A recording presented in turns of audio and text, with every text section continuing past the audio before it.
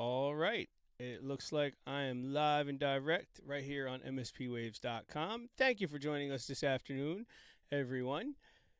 And you are listening to Hangin with Who, Season 3.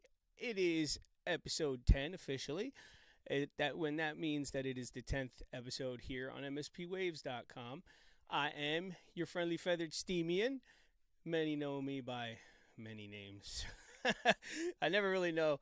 I call this show Hanging with Who because Who is a moniker I've used for a long time. And I may not have said this often on the show. I actually wrote a post about it a while back. Matter of fact, Pensive had tagged me some months ago in a really fun little kind of chain post that like sometimes people will be like, hey, try this out and here's use this tag and write this about this, that, and the other. It'll be specific it's a specific topic or whatever, or something fun. And people do this on social, been doing this on social media for a long time, and I've largely ignored those kind of posts I'm saying chain posts, kind of like a chain letter kind of thing, like one of them emails, like, and people do it on Facebook all the time, like, oh, say 5 things you know about me, and then, tag 10 people and if they like you, they'll, like, those silly kind of things that, like, I understand why people do it. They're pastimes, and it's interesting, and it's fun, and when you're kind of, like, interacting with real-life friends, I can see why that would be cool, little social experiments and that sort of thing. But so Pensive tagged me in one a while back. He tagged a bunch of people about your Steam It name, your username, and what the story behind that name. And so my my username on Steam It, as many know, is Movement 19. And so a lot of people around Discord will refer to me as Movement, but that's actually not a moniker I use to call myself, or no one's ever dubbed me Movement 19. That's a name I use kind of like a company name, kind of like an umbrella name for the many facets of things that I do in life. So who is kind of stemmed from having been dubbed White Owl by, and I wrote this in the story in the post, and I'm not going to bother to scroll way down. It was many months ago, but maybe at some point I'll dig it up. But members, I was one of the kind of unofficial member of Junior Mafia, Notorious B.I.G.'s crew after he passed away. I was really good friends with a lot of those guys, and I was doing production with them, working in the studio with them day in and day out. And they were the ones who originally gave me the name White Owl.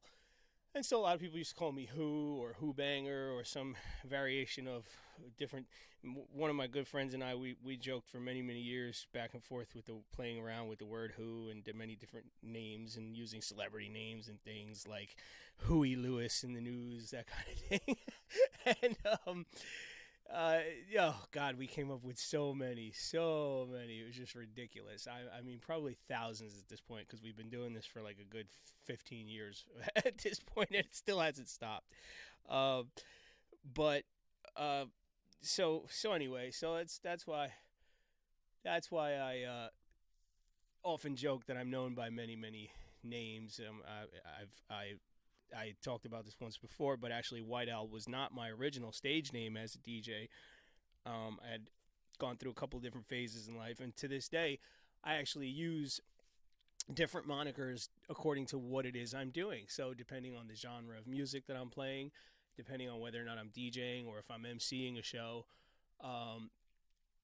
and actually, a long time ago, the word, having been called Who for so long, and having come, out of the hip hop scene, it's actually an acronym. It actually stands for World Hip Hop Operative. And you know what? I don't think I have. I'm going to look while I'm talking here. But see, I keep a lot of different files in different places, and have 2 different computers. And no, I don't actually have the Who sketch that I did years ago. I'll have to maybe make a post with some different logos and things that I played around with for years. That might be a fun thing to do. So anyway, so that's why the show is Hanging with Who. That's why Who is in capital letters. Just a fun fact. Anyway, so yeah, as I said, you are listening to Hang with Who here on MSPways.com, and it is live each and every Friday. Currently, the start time is 5 p.m. Eastern, which is 10 p.m. UTC. I'm also here on MSP on Mondays. Currently, the start time is 3 p.m. Eastern, and that would be 8 p.m. UTC, if I'm correct. Yes, that would be 8 p.m. UTC, and that's the flu shot.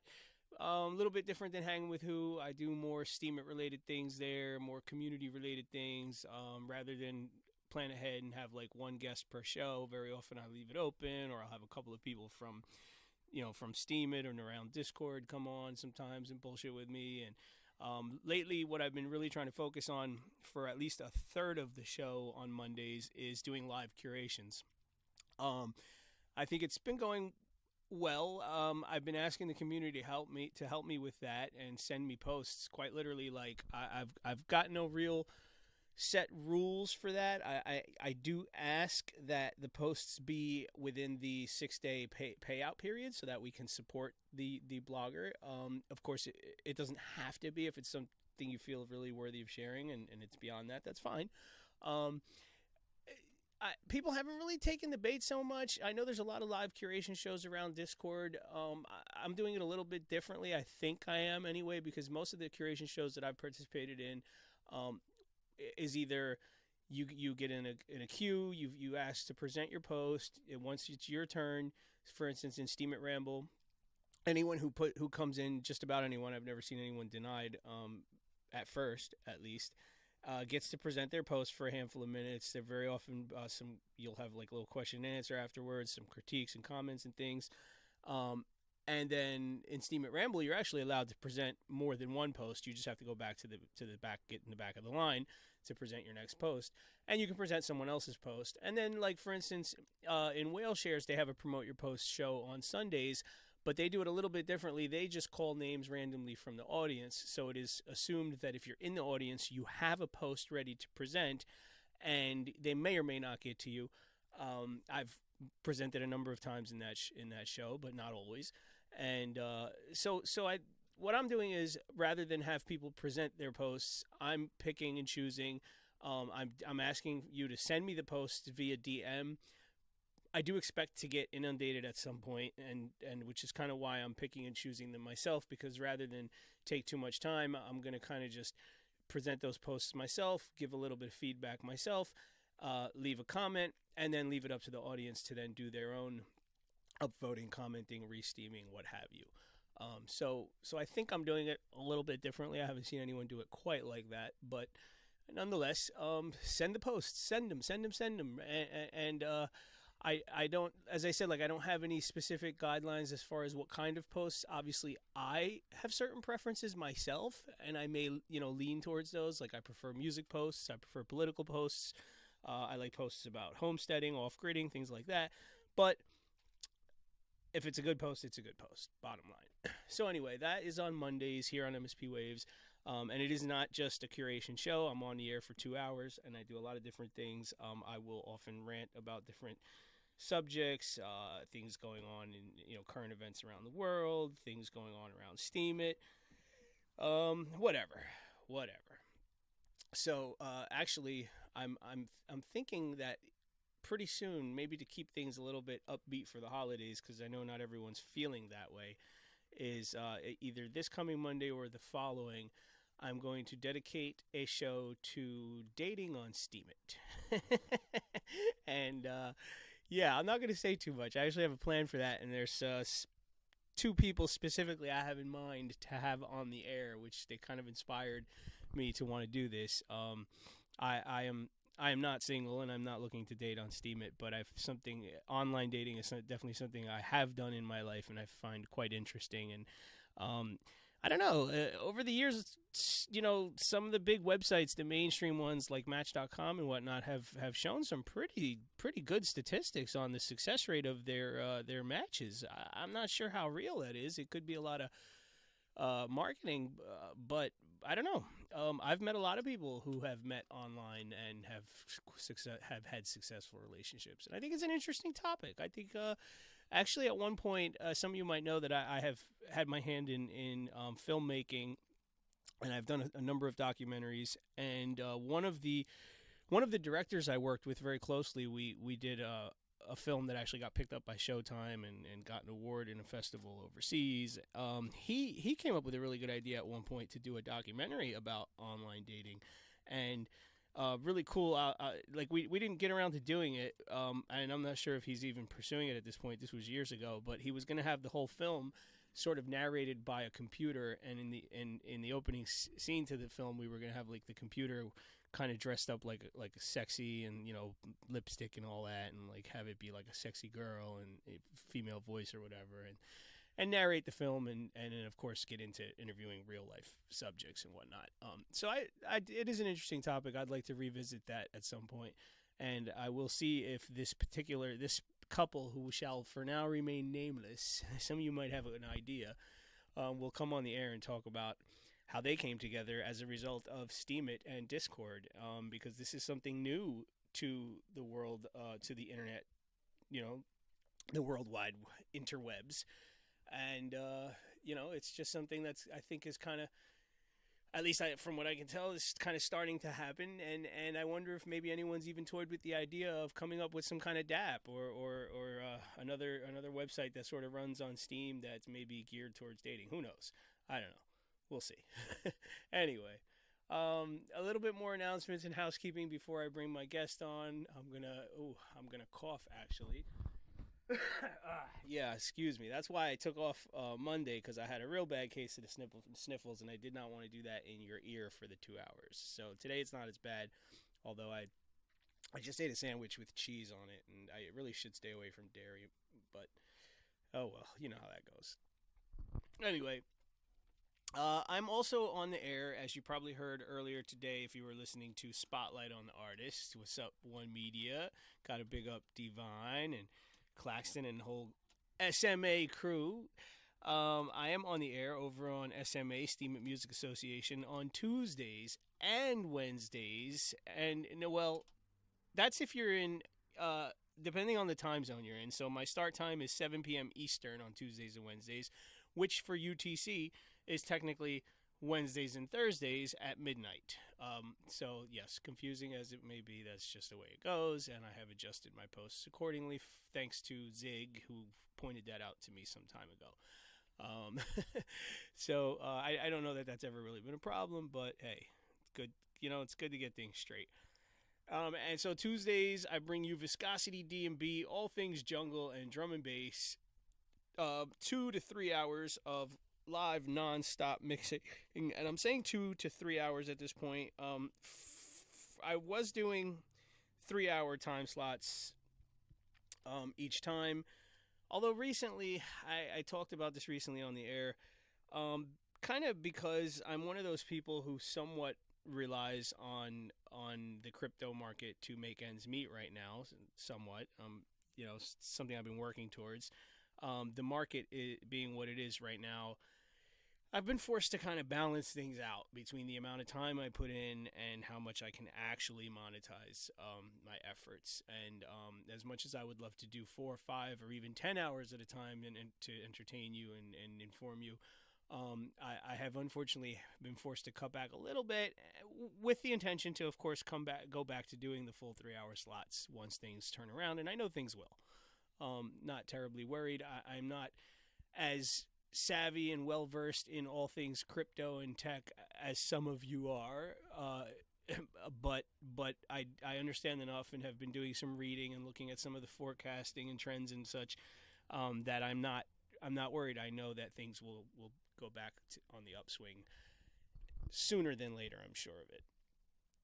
So then Wednesday nights I bring you The Roadblock, and if you caught the announcement earlier today on Spotlight on the Artist, we're going to be switching things up a little bit. It'll still be same day, same time. It'll still happen in the SMA server. However, Wednesday nights will now be a collaborative partnership between SMA and the good people of Canna Curate, and as I should have mentioned, Grow Radio. Grow being GHRO, Greenhouse Radio Online. Awesome people over in Canna Curate doing big things for the cannabis community. They are absolutely growing, pun fully intended.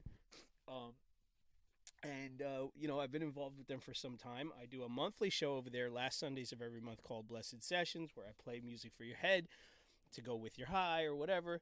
And they'd been asking me to do more, and so we came up with the idea to do this partnership so that instead of adding more to my schedule right now, we've decided that Wednesdays the Roadblock will now be an SMA Canna Curate Greenhouse Radio online collaborative effort. So that is very exciting. We did a little test run this Wednesday by kind of just spamming the audience in both servers. It seemed to work out well. One of the things I noticed in Canna Curate, while it is all things cannabis, and they do a lot of good, awesome, informative talk shows about cannabis, whether it be using it medicinally or growing it or even just having fun with it.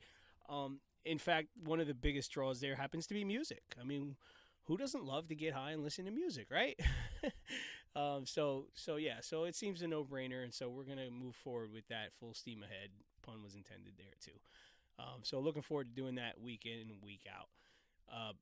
All right, so that having been said, I think I'm going to see if I can find out where my guest is. I just so I was a little worried that my guest today might have been a no-show, but he just was he did get to me last minute. We did a quick sound check. Everything seems okay, although I believe that this is his first time using Discord, and so we may need a moment to help him navigate. I have sent him the link to the broadcast, and I can see that he may be slightly confused about how to connect here because it looks like he's actually trying to connect voice with me on the DM as opposed to coming into. So give me a moment here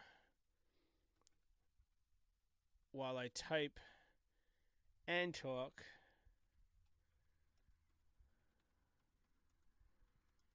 I have to inform him that he should disconnect from the voice call in the DM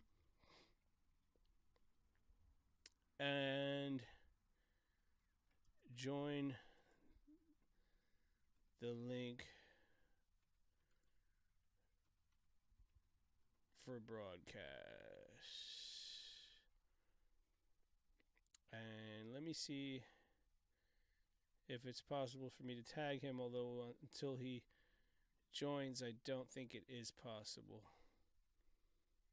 Oh, maybe it is.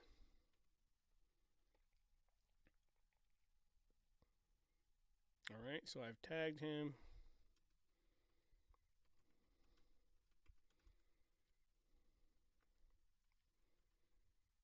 So, all right, while we're working on that, let me actually do one quick thing, ladies and gentlemen.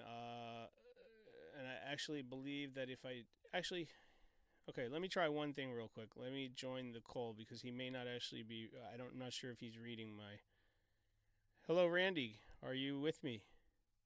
I am here. Okay, real quick. I think the audience can hear you from here, but to make things a little bit smoother, if you could disconnect from the voice call in the private chat and come into the broadcast that I've sent you the link just up above my in here. You should be able to see it in the direct message. I'm attempting to do so. However, I'm having some difficulty verifying my account. The email that they sent me is for some reason not coming to me. You mean verifying your Discord account? Correct. Okay, let me look at the audience. The audience can hear you. So they're telling me that if it's going to be a problem, that I could actually just continue the show with us in the DM, and it shouldn't be a big deal. The only thing is you won't be able to participate in the chat. So yeah, so they can hear you, so we can actually proceed. I apologize for that. I should have been more prepared. That's okay. That's all right. Listen, it's your first time on Discord. I think everyone has trouble with Discord in the beginning. And actually, Discord is one of those funky apps where it's really, really cool. It's really fun to use particularly for talk radio. But it's a little wonky at times. It really likes to have a good connection, and we do have problems during live shows sometimes with drops and things, and it happens. It's live radio. What are you gonna do? So anyway, I wasn't sure that the audience was going to hear us in the DM, but they can. So I didn't really proceed with an elaborate introduction for you, although I did a pre-show post, so everybody should have some idea who you are. Now you've been on my show before, but this is going to be your first time. This is your first time here on MSP Waves, so definitely very excited to have you, and welcome to MSP. So I'll tell the audience real quick. I came to know you through social media years ago, before I actually started doing talk radio myself. I was doing a lot of kind of online activism and such, and you and I kind of fell into a similar vein in terms of some of the things we were doing through social media, raising a lot of awareness about things going on in politics and in society and around the world and whatnot. And one of the things, so you were actually one of my very earliest guests. I think you may have been like my third or fourth guest ever when I first started doing this on college radio. And initially, like, what really attracted me to what you were doing was how outspoken and kind of very radical you were, and you had a lot of energy, a lot of you definitely had a lot of energy. And I saw some of the videos you were doing where you were in court and whatnot, and I was of that same mindset of kind of like really rattling cages and really like waking people up. And then as I continued to pay attention to what you were doing, I think that not just you, not just me, but I think a lot of us in the sort of alternative media and kind of like underground political circles and whatnot have kind of done a lot of growing and evolving together, and have in many ways changed our approach to the way we do things. At one time, for instance, I was very angry and and kind of went about things in a very angry way, and it's not to say that I'm not angry about things going on in the world. It's just that I've come to the realization that there are better ways to channel anger than to kind of like behave in an angry fashion, so to speak, and to kind of turn that energy into something a little bit more constructive and productive, and to be able to kind of take a step back and be able to actually have more civil conversations with people who you might disagree with and might even be on completely polar opposite ends of the political spectrum. And I find that very often is a much more effective way of going about things and affecting change. And while at heart I am a real radical, hardcore anarchist, I live in the real world. and that's something that I think that I've seen kind of happen with you over the years, and we've talked about this before. So I really have a tremendous respect for what you're doing, and I know that you have an organization that you've been working with for a while now, Nalini Global, and I'd like to give you the floor to kind of like pick up where I left off here and tell us your side of the story. Well, I mean, I don't disagree with anything that you have said. I mean, you were right on the money with everything that you've said there. But first off, I just want to start off and say that even though I'm not joined in on the group chat, I am reading the comments, and I do see everyone active on there. So okay, good. If someone chimes in, I will be reading and looking along. But yeah, you hit the nail on the head. Whenever I first got started, hardcore and activism was around. Let's see. Someone in your group chat is saying that I'm twice. I got it. Yep. Okay. Yep. Don't worry. That I can control that. So go ahead. Okay, great. Well, when I got started pretty hardcore in activism, it was around 2011, and I was really into. I was just getting into Ron Paul. I seen all these Ron Paul stickers all around my neighborhood. I was like, "Who is this Ron Paul guy?" And then I looked them up on YouTube, and before I knew it, I was watching like 4 or 5 hours of Ron Paul videos, and I was like, wow, this guy is speaking a lot of common sense that I've never heard a politician speak on. Right. And that sort of led me down a certain rabbit hole, and I've been all over the political spectrum when it comes to my beliefs, and I'm constantly evolving and changing.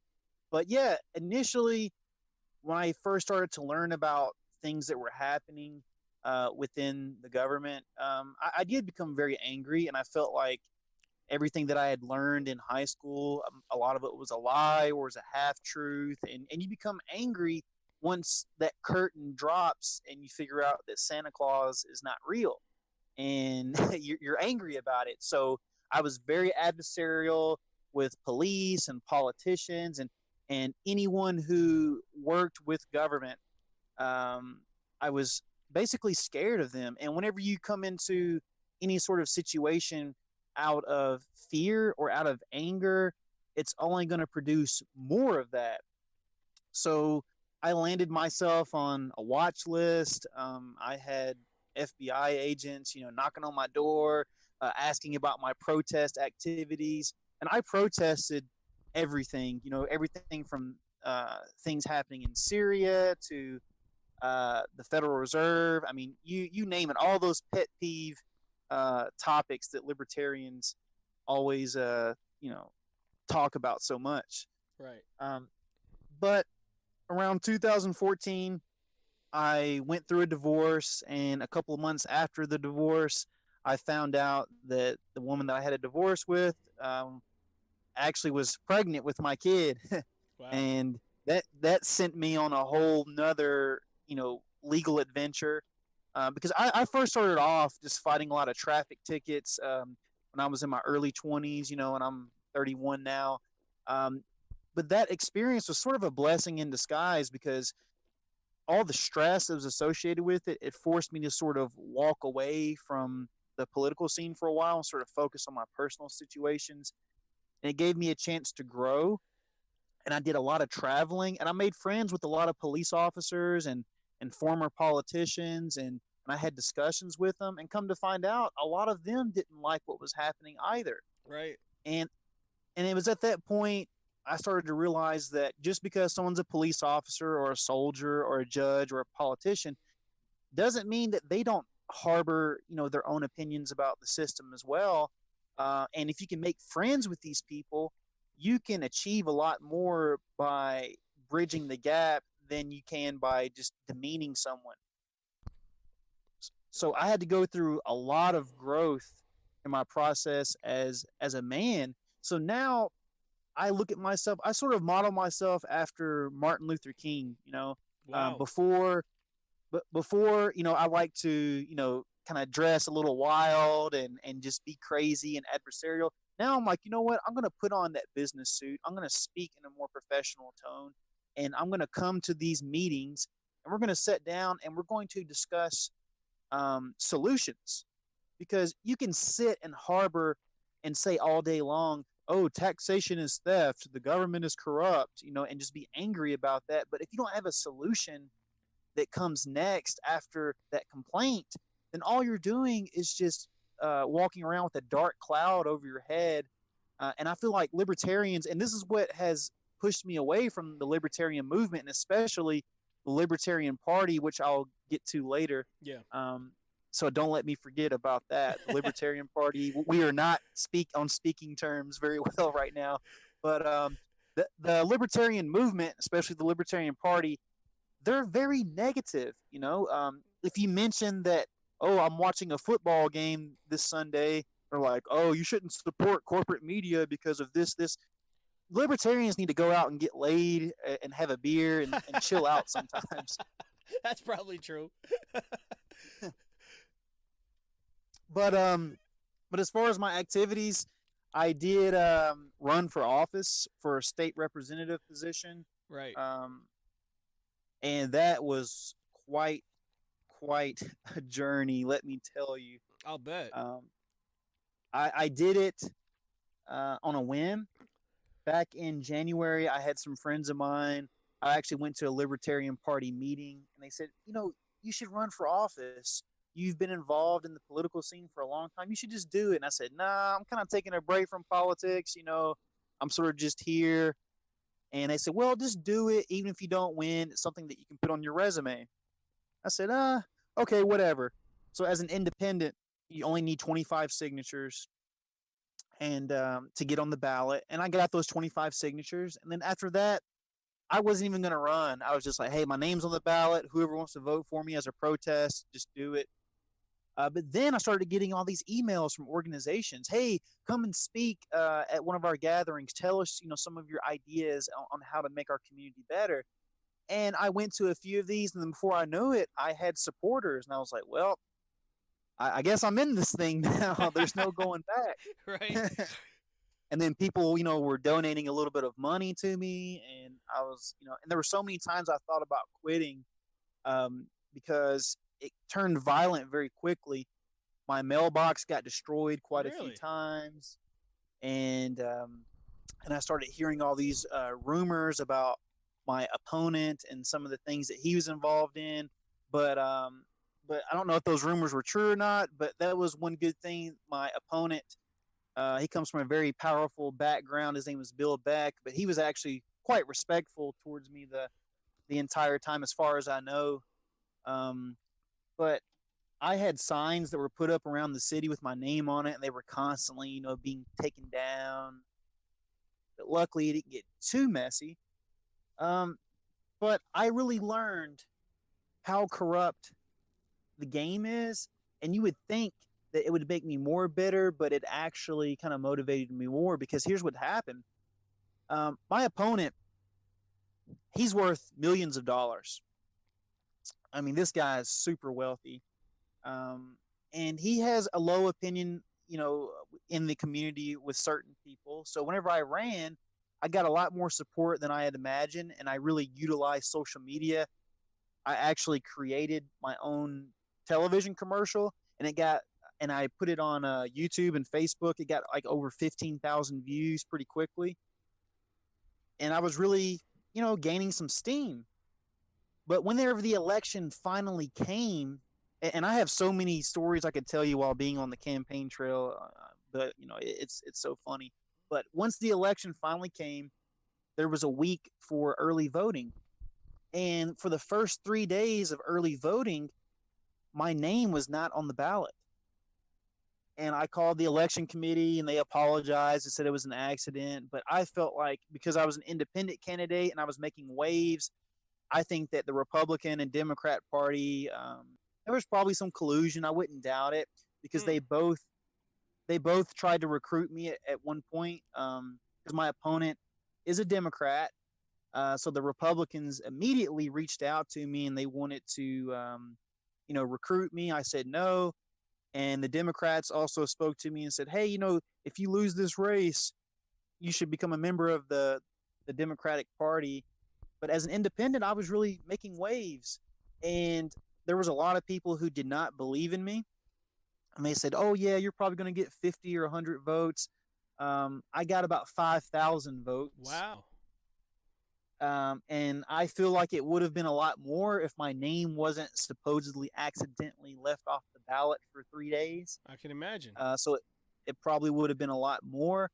I honestly don't feel like I would have won anyways. I may have, who knows? But I think that the race would have been a lot tighter. But I still had a moral victory, because I was able to speak about issues that hardly got spoken about. Like, I talked about, fathers' rights and the family law system, CPS, and a lot of the corruption that's happening in those courts that rarely gets talked about. And I got to expose a lot of things that were corrupt with the healthcare system.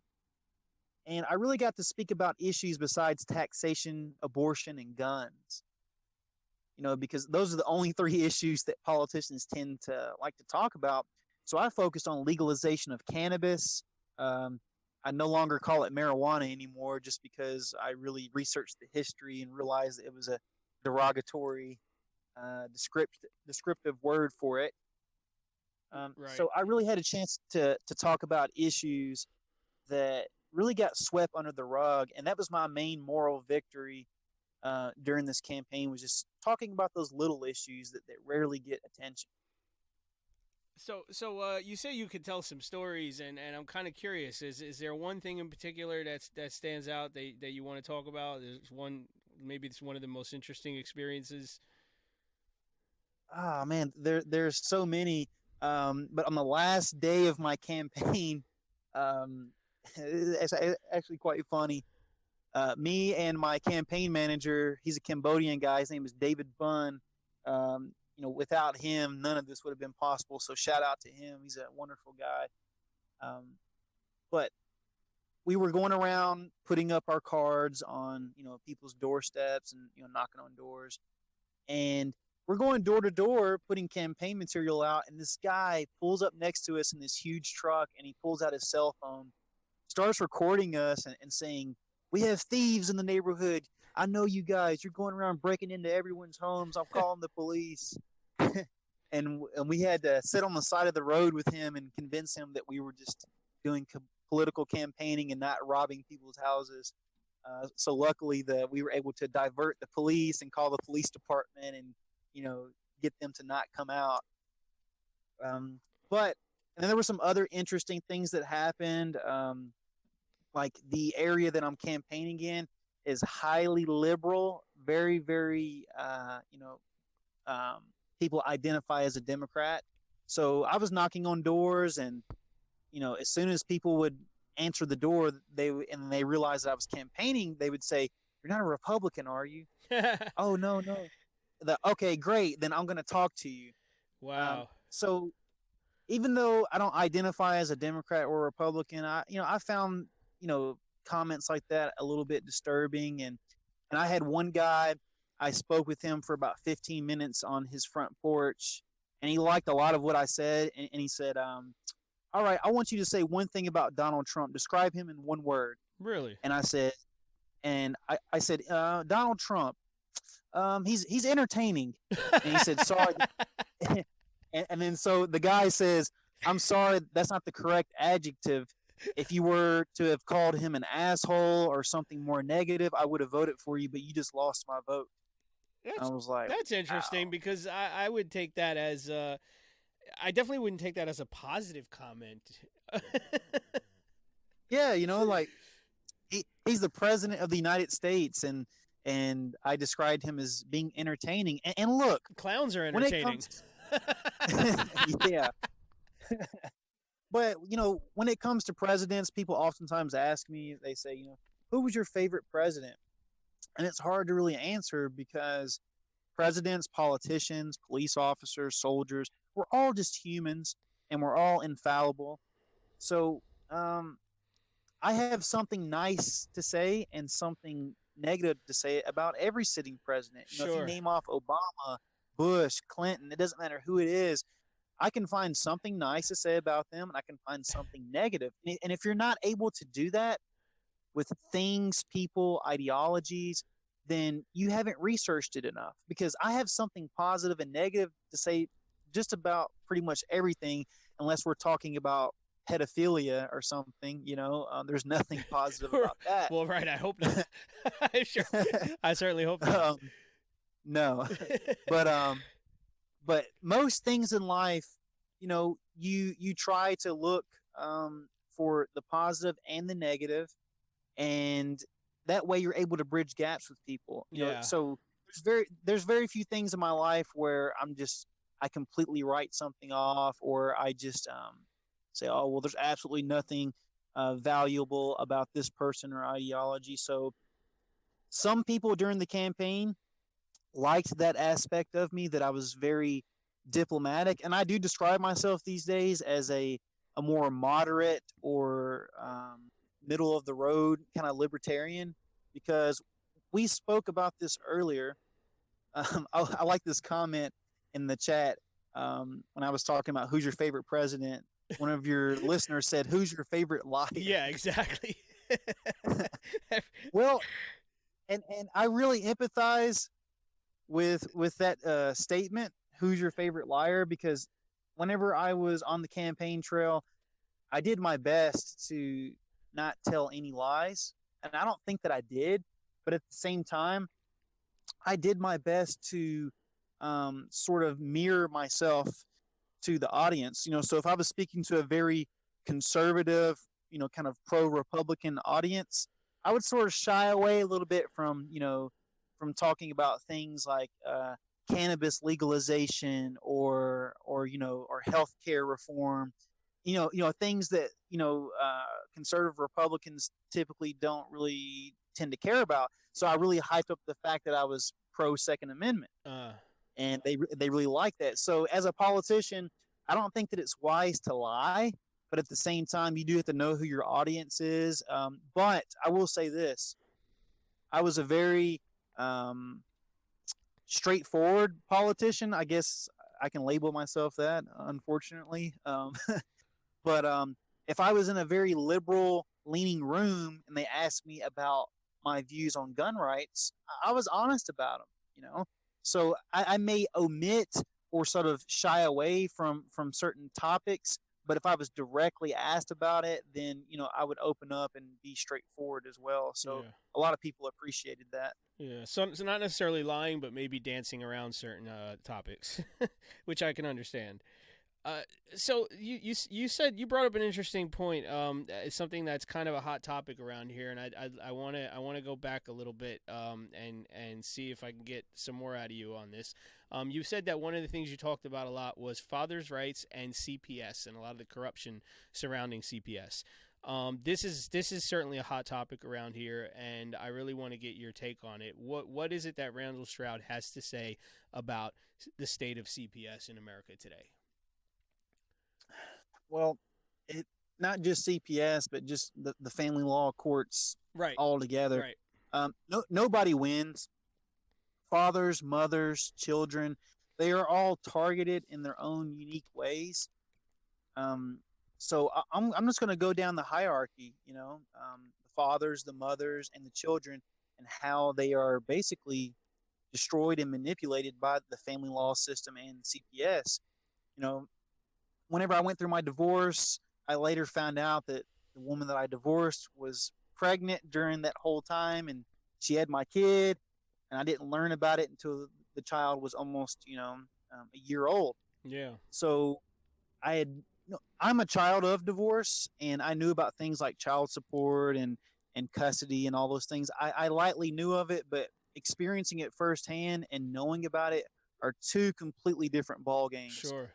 So I went head first into this family law courts, and the first time that I went into there, I got completely destroyed. Because whenever someone puts you on child support, the state will represent, and it's usually the mother who does so because they have the child by birth, so they usually get default full custody, and then the father has to fight for anything else. Yeah. So typically. So whenever a woman puts you on child support, the system, the state will represent you for free, but the father gets no representation unless he's willing to pay for it. And if the mother does get any sort of representation, like a private attorney, the father is also forced to pay for that. Wow. Is this in every state? I don't want to say every state because that's a very broad stroke, but I would say that's typically the picture. Okay. With because I'm a part of a lot of fathers' rights groups now, and that's the story that I tend to hear a lot when it comes out of pretty much all the states. So going through this system, I was initially made to pay, like $800 a month in child support, and that's a pretty hefty amount of money for a lower middle class person such as myself. It is. But then after trying to keep up with that, which I was unsuccessful in doing, I basically went nose first into the books, and I wanted to master the family law system. I was able to get my child support reduced and go and fight back and forth. And I published an entire manifesto and published it called Global Human Trafficking in the Family Law Courts. That's Global right. Human Trafficking. That comes up if I Google you. That comes up. Yeah, and that book has helped out so many people, in particular fathers. And I actually submitted that report to the United Nations, and I got no response. And the UN, if they're listening, like, screw you guys, because they basically told me in a roundabout way that it's impossible for men and fathers to get discriminated against. Even though I proved in this book that the average male will spend about $30,000 in legal fees just to get access to his children when it comes to bitter divorce. Men only get full custody of their children, maybe depending on the stats that you believe, between 7 and 13% of the time. It isn't very common. Hmm. And a lot of men make up 80% of successful suicides, and a man who goes through a divorce instantly becomes 3 times more likely to commit suicide. I mean, Wow. it's a huge epidemic. And you always speak about poverty. Can you imagine the average American is living paycheck to paycheck, and then suddenly you get a divorce from your wife, and she puts you on child support and alimony, and child support and alimony can take more than half of your paycheck. And then if you're not able to keep up with those payments, they put you in prison. And if those amounts reach higher than $2,500, it becomes a felony. So a lot of men opt for suicide because they're just so stressed out, they can't handle the load and they blow their brains out. Now, when it comes to women, I see women get manipulated in the courts. A lot of women will put their exes on child support, or they'll initially go into this custody battle. And a lot of women initially are sympathetic and they sort of want to be cooperative, but then the state steps in and counsels these women, brainwashes them. I've seen it happen. They pull them into this back room, and the district attorneys and the state representatives will convince the woman to push forward and try to drain the father even more. Because I learned a little secret. Okay, Title IV, Section D of the Social Security Act says that for every dollar the state collects in child support, the federal government will match that amount in the form of a grant and give it to the states. Wow. So because the federal government doesn't want to deal with it, so they're basically incentivizing Repeat the states. Repeat the title and section again. Title IV, Section D of the Social Security Act. Okay. Thank you. And it governs, child support payments. So these people, whenever you go in and you're going into a child support or custody hearing, they don't want you to get 50-50 custody. They don't want you to have access to your children, because if you have 50-50 custody, by default, your child support payments are going to be very small or even zero in most cases. So what I fought for as a politician, I want default joint custody. So if someone gets a divorce and they break up, unless there's something weird in someone's background, like pedophilia or rape or extensive, lengthy criminal background, as long as both people have a clean background, the judge should automatically grant that joint custody, because the child is 50% the father, 50% the mother, but they don't want that. Right. The lawyers and the judges and the administrative systems, they want to bring in as much money as possible. They're hoping that the family will be fractured. Now, when it comes to CPS, that's a whole other weird element as well, because, and I'm very passionate about this, and I wrote about this in my book, but Native American children, they are the ones that really get screwed over by CPS, because what happens is CPS goes into these tribal areas and they deem that these families are not raising their children to the American standard, and they come in and basically kidnap these children, bring them into American, primarily white homes, and they are forced to assimilate into this culture. They cut their hair off, and long hair is, very symbolic in Native cultures.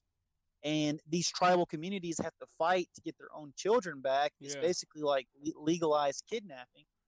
And then there's also some fathers out here, in order to try to, level the playing field, they will try to call CPS on the mothers to mess up their custody rights in order to try to gain custody.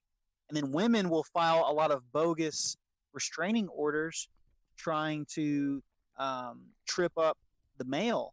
So basically what the family law courts and CPS has done is they have tried, maybe purposely for the sake of gaining money and maybe indirectly by accident, a combination of the two, but they have created a divide in the family. And if the family unit is not strong, then the whole basis of society has dissolved. But they don't care, Yeah, because if you don't have a mother and a father that's present, then the government becomes mommy and daddy, and that's what they want.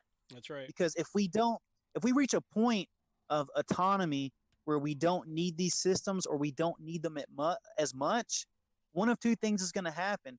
Government's going to completely dissolve and it's going to be replaced with something else, or it's going to shrink and get smaller.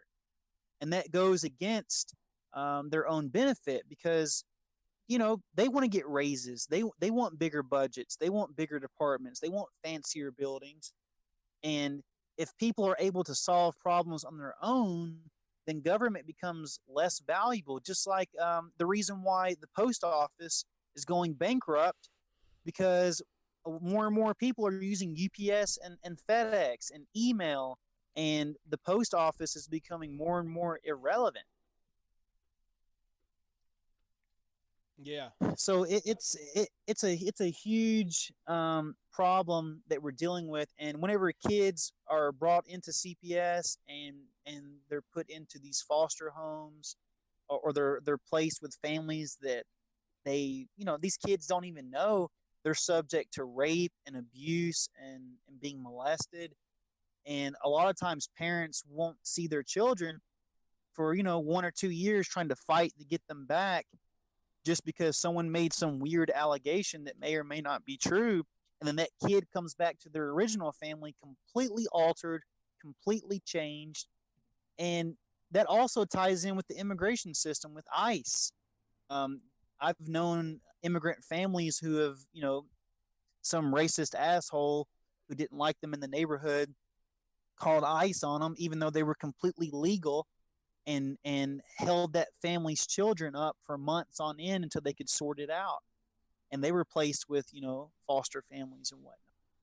So that the whole system of the family law courts and CPS, the amount of evidence needed is so low that it makes it too easy for people to use that portion of the system as sort of a socialized weapon to get back at people. yeah, And it's very disorganized, and there's not enough room for critiquing and sort of appealing the process, because the longer it takes for a family to solve a dispute that involves a child being separated away, the more time that goes on, the more that the family is affected psychologically and sure. emotionally, and a lot of times those wounds never heal. Yeah, So there is great, I can't say that enough times, need for reform to the family law system and to CPS. And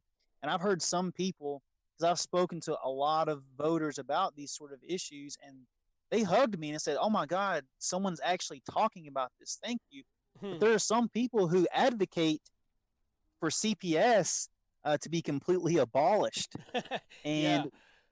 And I, and with some of the stories that I've heard, I really can't blame people for saying that.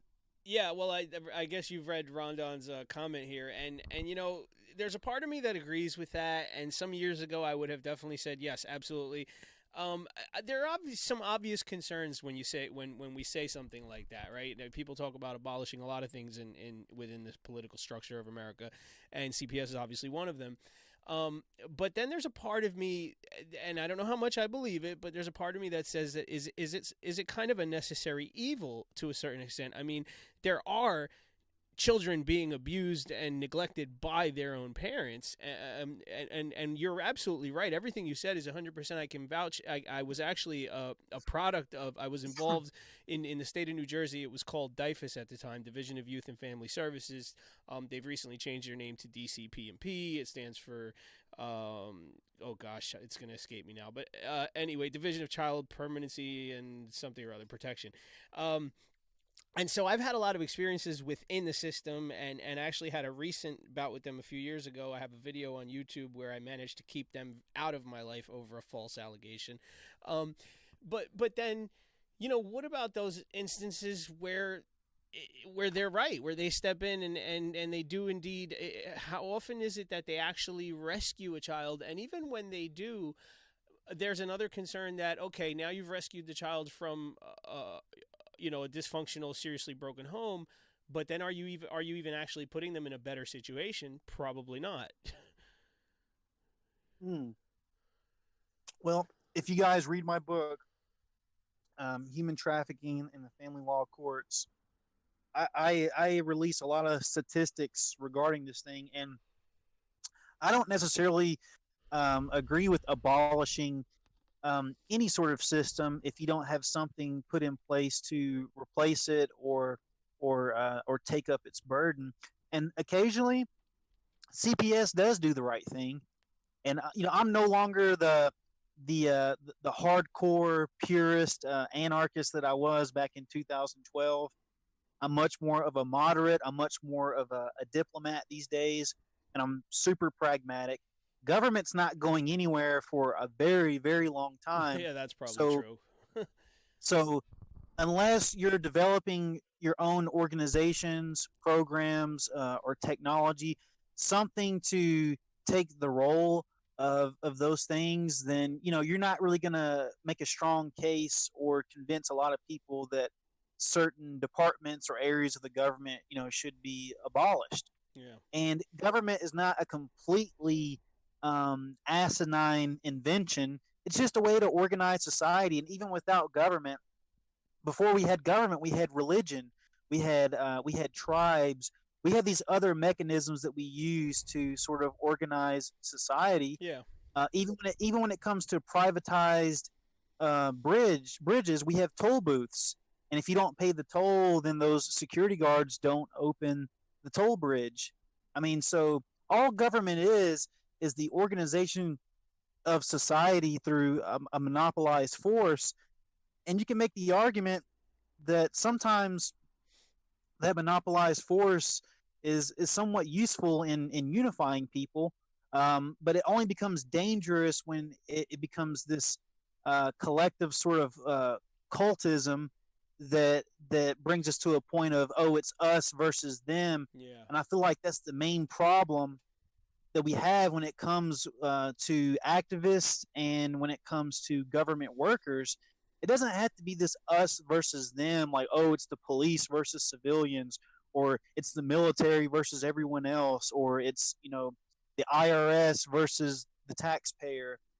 It doesn't have to be that way, because I've had a lot of jobs where I've worked for evil corporations that were doing evil things, and I used my position within that corporation, within that institution, to curb the corruption, to help people, and even though my job was being risked at the same time, I felt like, hey, you know what, when it comes to the government, if we're going to have police, if we're going to have a military, if we're going to have politicians, it would be nice if we had some people that were in there and they actually had a little bit of a conscience, and they actually, wanted to do things that benefited society. So Right. I think it's extremely important, even if you're an anarchist and you say, oh, taxation is theft, or I hate politicians and I'll never vote. Okay, like I get why you feel that way, and there's many logical arguments that you can make, but at the same time,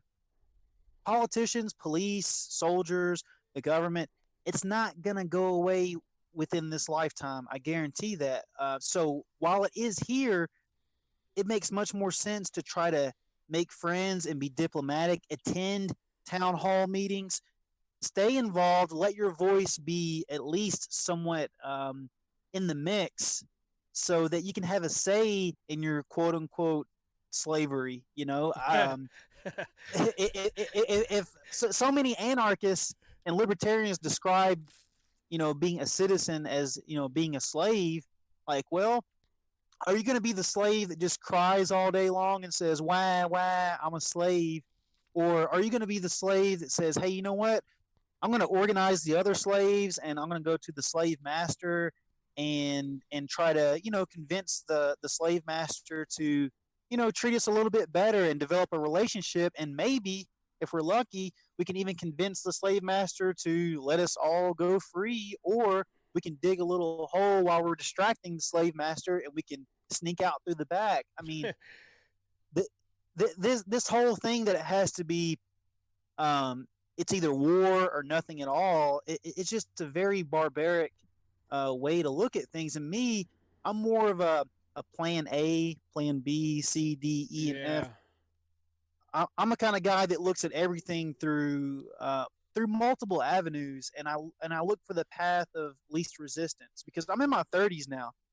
I'm not a 21-year-old young buck anymore that doesn't mind spending a night in jail for a protest. These days, I mind, and I have things to do. Which is something you have done. Unfortunately, yes.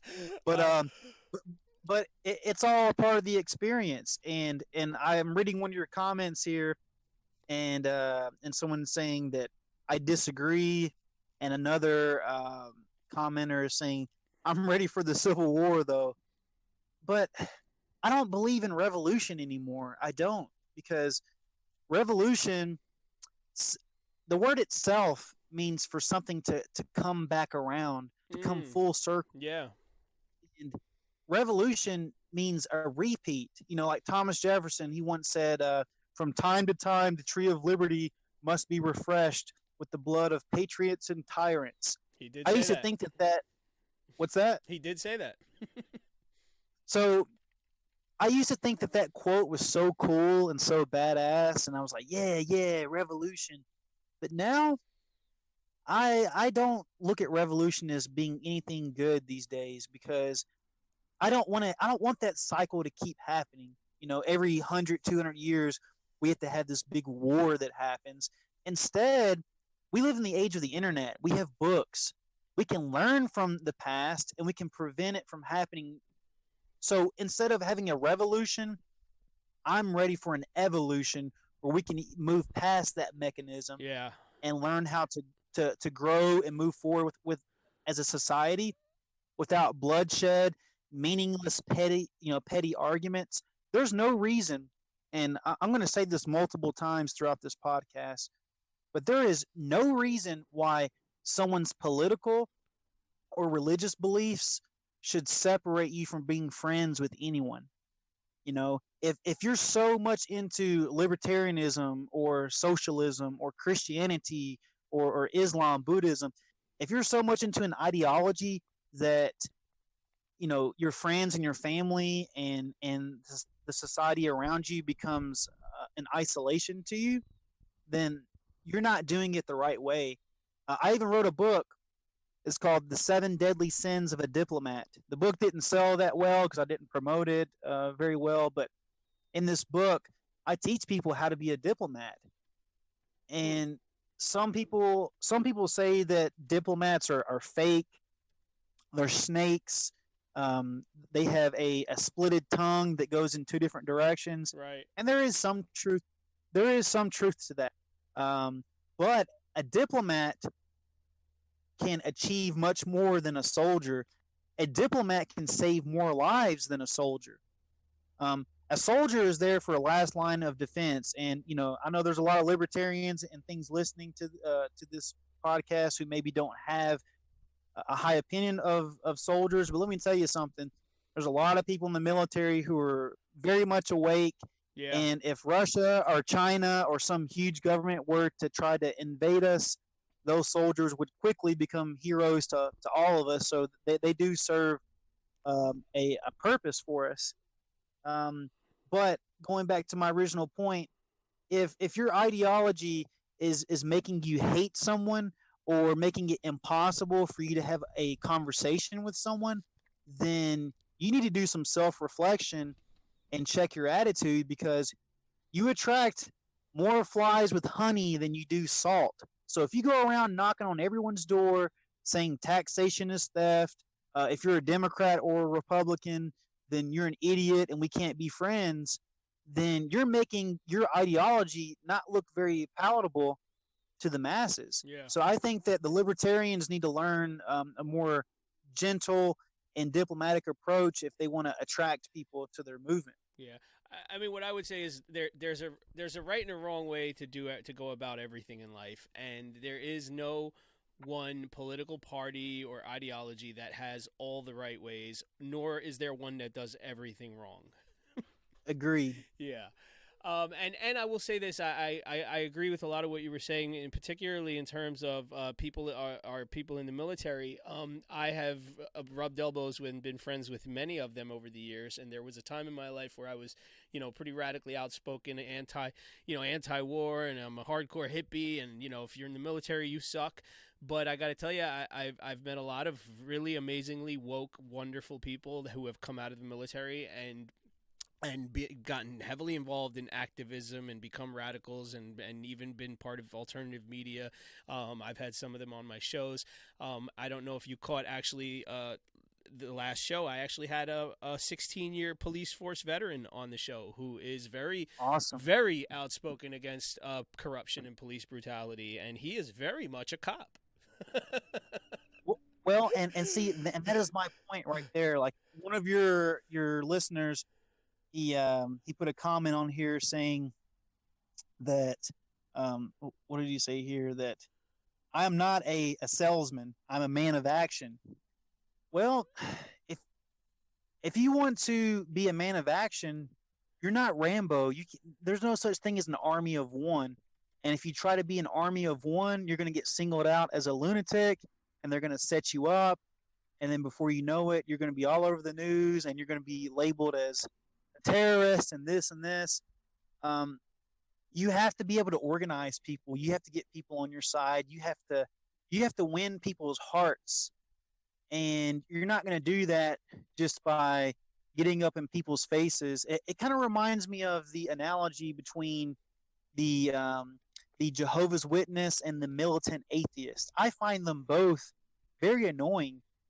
It's 4:00 in the morning, and someone's knocking on my door, and I answer it, and it's someone saying, "Hey, have you heard the good news of Jesus? If you don't believe in Jesus, you're going to hell." And I say, "Oh God, not one of these people," and then I slam the door in their face.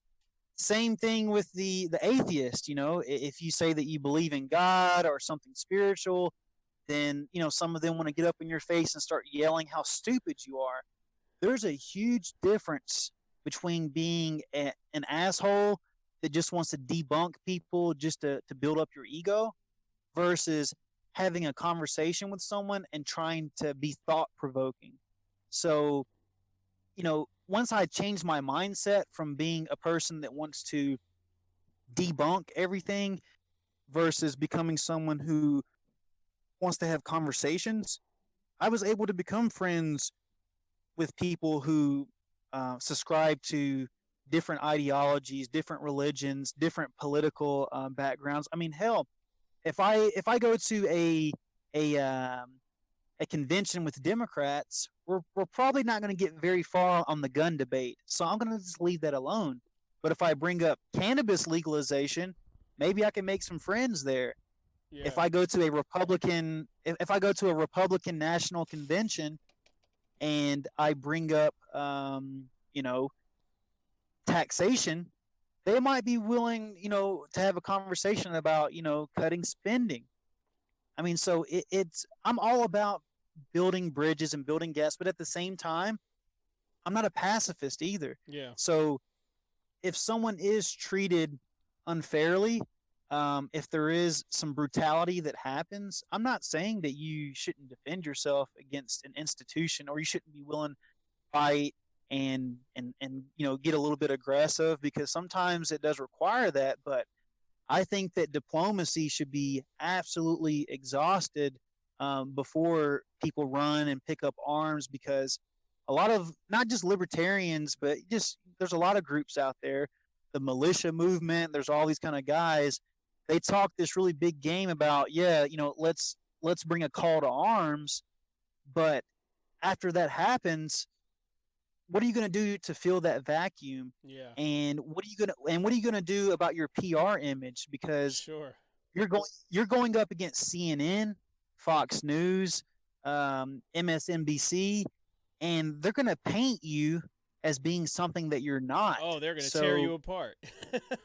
yeah, They're good at so it. exact so before you do anything reckless or crazy, you've got to make sure that society views you in the correct way, because if they don't, you're just going to be a wasted martyr who died or ended up in prison for no reason. Yeah. Sorry, so Randy, I want to get to two things real quick because I want to take advantage of Rondon, who's one of our awesome hosts and one of the people who runs MSP over here. He has a show on Monday nights that's very covers a lot of political topics and social topics and a little bit more sort of controversial conspiracy related things.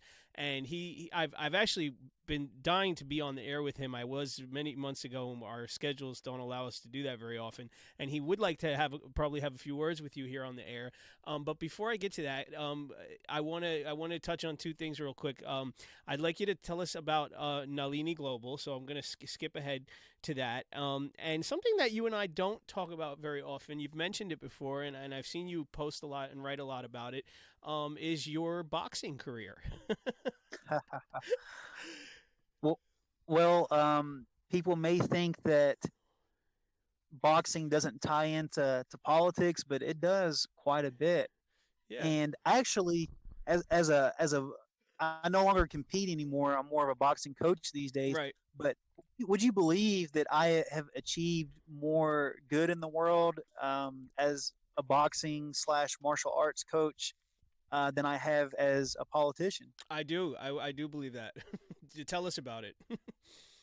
Well, there's some good and bad things. So before I got interested in law or politics or anything like that, my dream was to be a world champion professional kickboxer or martial artist on the movie screen. I was doing all those jumping spin kicks, and I was putting Jet Li to shame. Wow. I trained, I don't know, probably 5-6 hours a day, 6 days a week. But that also led to a lot of injuries, and my body is still paying for it to this day. I'll So bet. I do have some regrets when it comes to my martial arts and boxing career, because I feel like I abused my body. But now that I'm a coach, I'm able to train people and strengthen them mentally, physically, emotionally, without damaging their bodies, because it's not about working harder, working smarter. But going back to what I said, I have affected people more positively as a martial arts boxing coach than I have as a politician, because, you know, everything starts with attitude and mentality. Mm-hmm. And you can have all the best ideas in the world when it comes to politics or philosophies, but if you don't have a healthy mind and a healthy body and confidence that comes behind it, you can't do anything. So people ask me all the time, where do you find the confidence to run for office, to write these books, to speak to these audiences? Don't you get nervous? Like, yeah, I get nervous, but as a child, as a teenager, as a man in my early 20s, I was, walking out to crowds with, hundreds of people in the audience, and I was getting punched in the face. Um, and I was getting knocked on my ass, and I was bleeding, and sometimes I won, sometimes I lost. But if you can handle that kind of pressure, then speaking to an audience or going up to a girl and asking for her phone number doesn't really seem all that scary anymore. So Yeah. so most of the people that are attracted to boxing and martial arts are normally people who are quite insecure, to be honest. Like most boxers and martial artists, if you really dig deep and you look into their childhood, most of them were not very popular. They were very insecure. Maybe they were overweight. They got bullied. And so they sought out martial arts or boxing as a way to fight out of poverty, to increase their confidence, to get into shape. So I've had students who came to me who were completely out of shape, very unconfident, and to be frank, to be brutally honest, kind of like total losers. Yeah. Um, and I say that with like a very broad stroke, because a definition of a loser is very argumentative. And I was a loser at one point too. When I was in high school, I had the braces and the big thick glasses, and I was super shy, and I was afraid to talk to anyone. But you know, martial arts and boxing completely, you know, uh, changed me.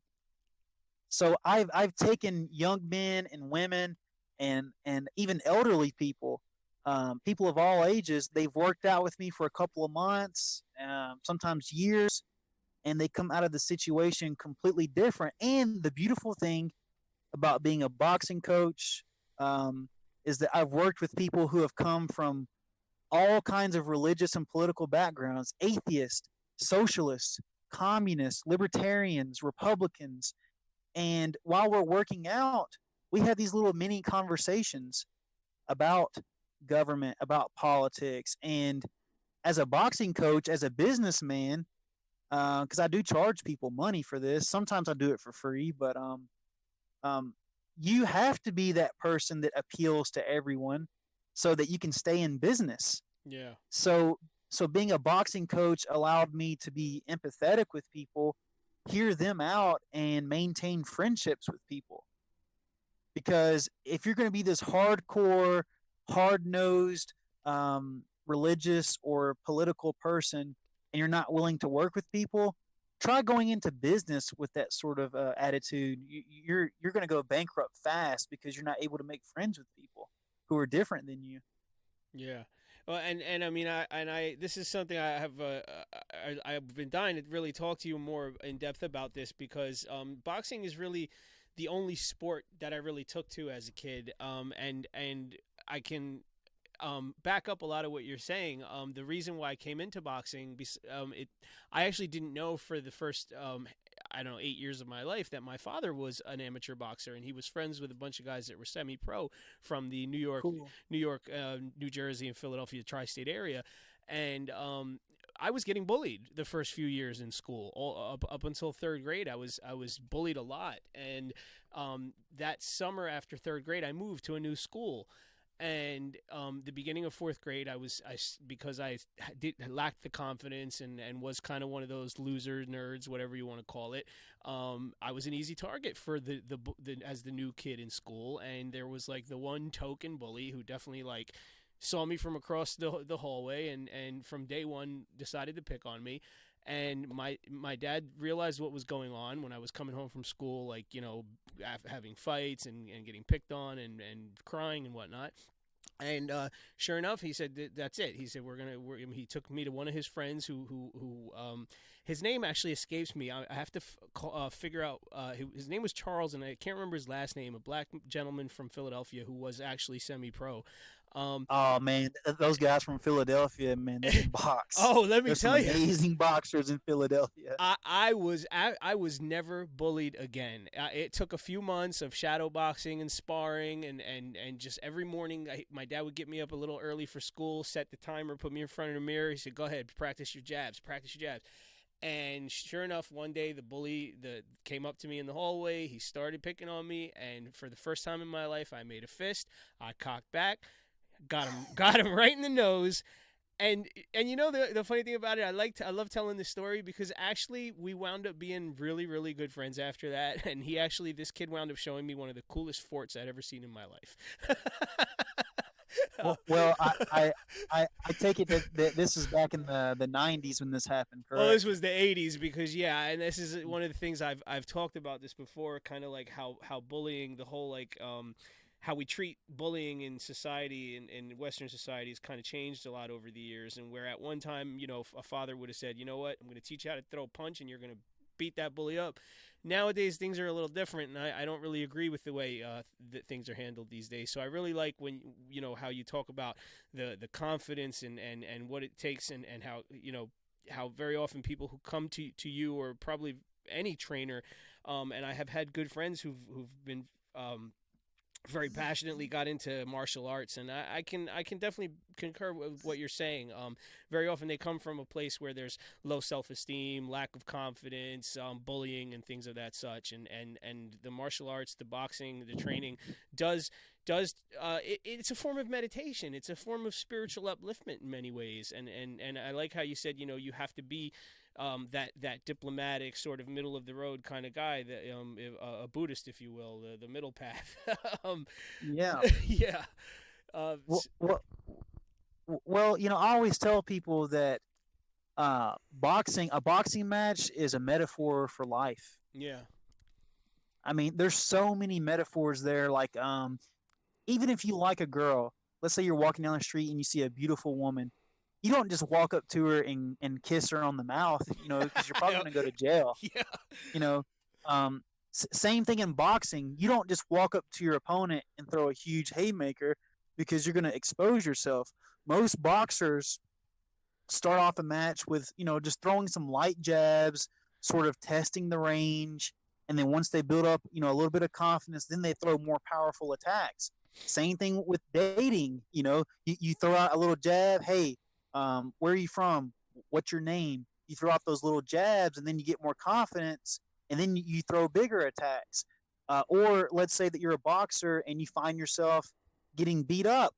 You learn to cover up. You learn to block and avoid those punches, and then you wait for your opportunity to strike back. Yeah. So in a boxing match, the strategies that you use and the mental training that you have, it translates into so many different areas of life, and the discipline behind it too.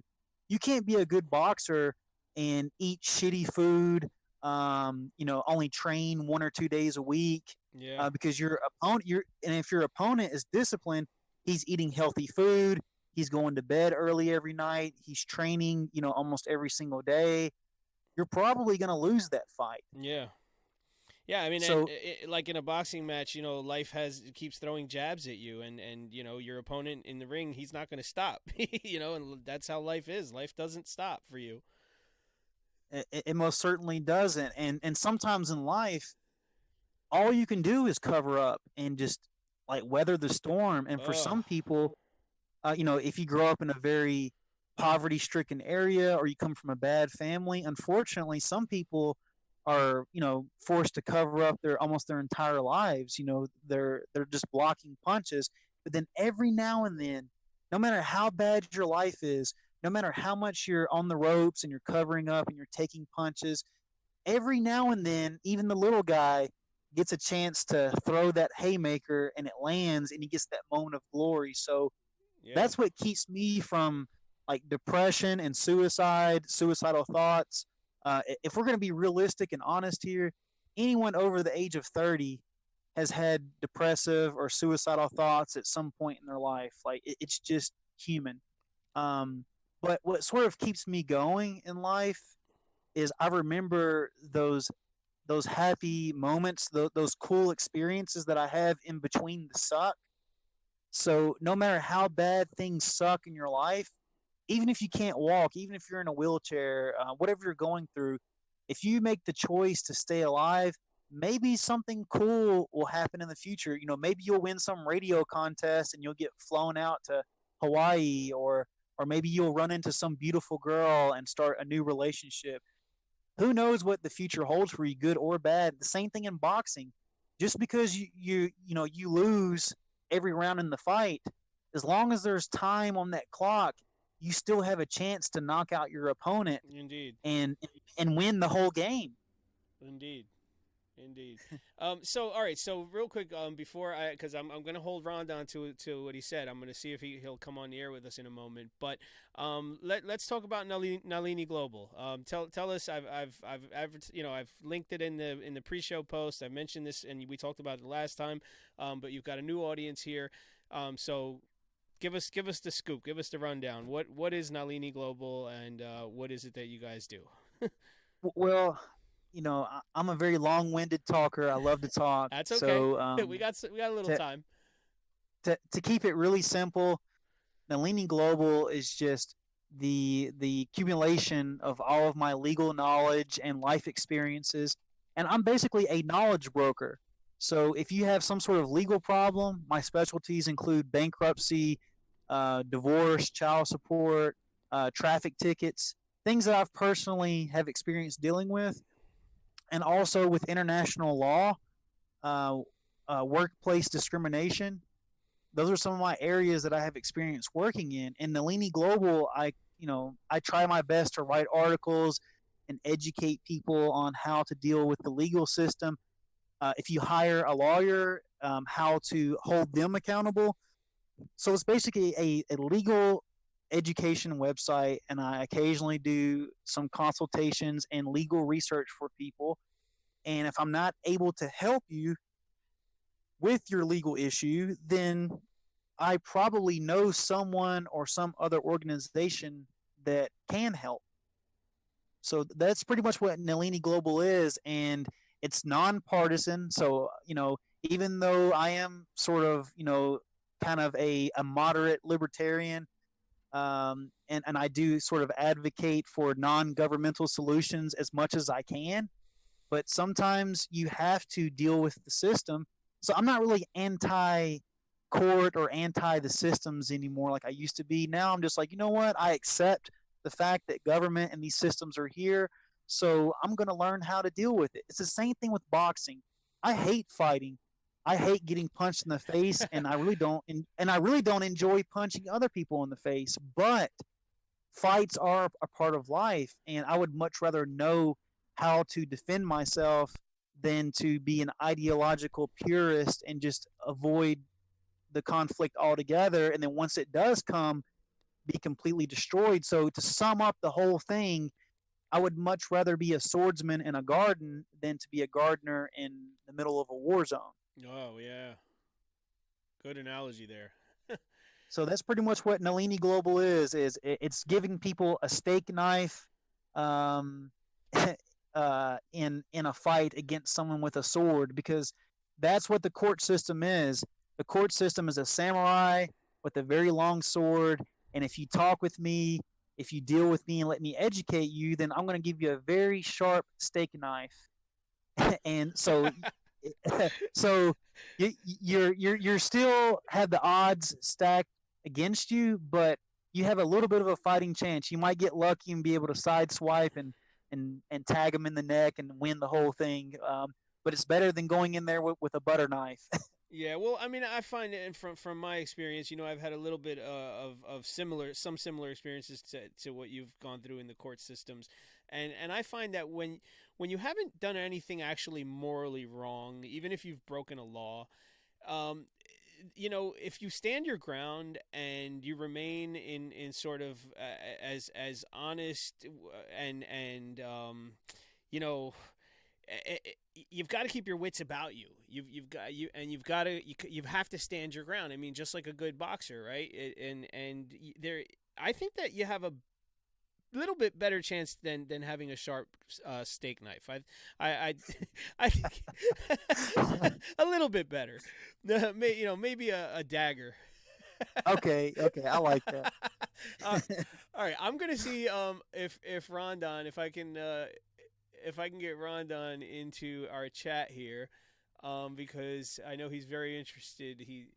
And I've been dying to be on the air with him again. We did it once before, many months ago. So Ron, are you there? Yo, can you hear me? Yes, we can. There we go. That's probably better. Randy, can you hear him? Yes, I can. What's going on, Ron? All right, so Ron, meet Randall Stroud. Randall Stroud, meet Rondon from MSP Waves.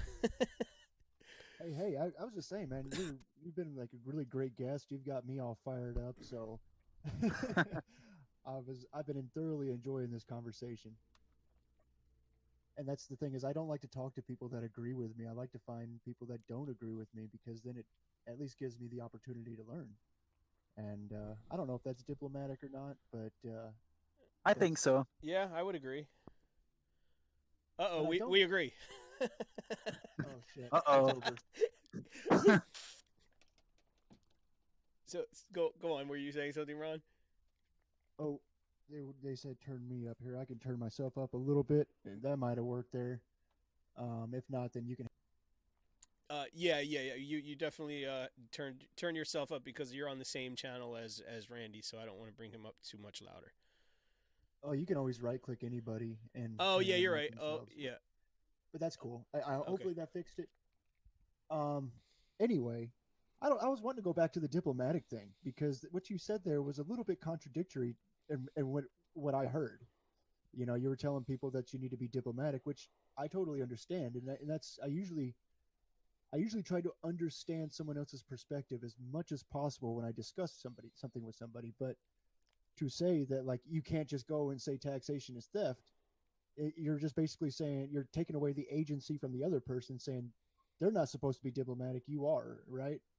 Is that what you, is? I mean, am I understanding that Well, correctly? well, but please don't misunderstand me because I am very much an advocate for free speech.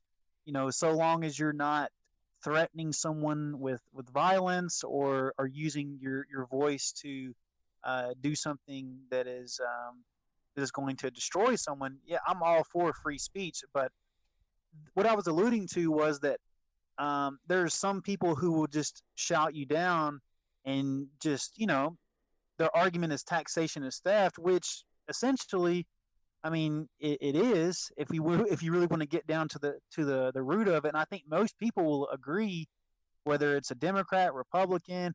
But then, of course, they'll make the argument later on that well, it's a necessary evil, and that goes into a whole other thing. So, what I was basically alluding to was that there are some libertarians who will just that's their entire argument. Taxation is theft, and that does open up a good discussion. But sometimes the discussion with some libertarians that I know, the discussion ends there, and then if someone tries to counter them or talk about alternatives, then that person just keeps yelling and shouting taxation is theft, and I don't Oh, really sure. think that that's an intelligent way to expound upon that debate. Mm-hmm. Well, I agree with you. Yeah, like I mean, that applies to anything really. Exactly. That not just taxation is theft, but even when Which it comes to religion or anything, you have to expound upon your thoughts. yeah, and you have to understand where the other person's coming from as well. But I mean, yeah, just shouting the same thing over and over, or not listening to the other person isn't going to get you anywhere. But I'm usually the person that tries to be very patient, tries to really understand what someone else says, and I still end up getting blocked and shut down. Like, and that's happened to me. And it doesn't matter if I talk to Republicans or Democrats Yeah. or communists or anywhere across the spectrum. Even I have completely distanced myself from the libertarians nowadays because I see them as not libertarians. If you look at the Libertarian Party, Gary Bake the Cake Johnson, you know, like it's just a joke. It's an absolute Well, joke. well, Ron, I'm glad that you brought up the Libertarian Party because I almost forgot. Oh, Have you that's been listening right. to That's this right. Have you been listening to this podcast from the beginning? Oh yeah, yeah. I'm on ops, so I kind Well, of have to. well, I did run as a state representative, as you know, and I actually was endorsed by the Libertarian Party, and I went to one of their conventions, and I started speaking about,